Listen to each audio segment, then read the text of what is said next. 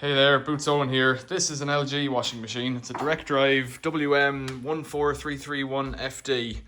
It's installed in a kitchen, which is actually quite cool. It's underneath a worktop in a kitchen, but behind cupboards, but it's not an install, it's not an integrated appliance. The problem with it is, apparently, every wash it's doing is coming out quite hot, and it's just done a wash of towels, and that glass is hot to the touch. I wouldn't reckon it should be hot on a rinse cycle like that after doing a 40 degree. My thought is it might be tapped into the hot line because there is two lines going to it. So we're going to pull it out now and see what's behind it.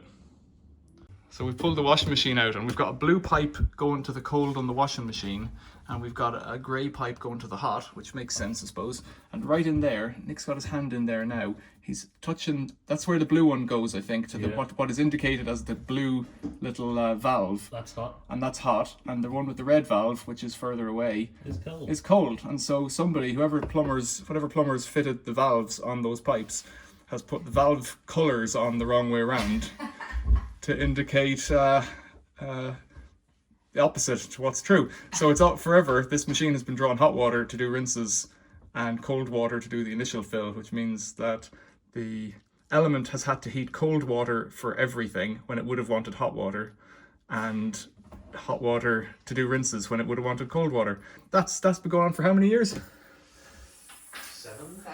7 odd years of the wrong way around. That's I kind of was expecting that, actually, I suppose.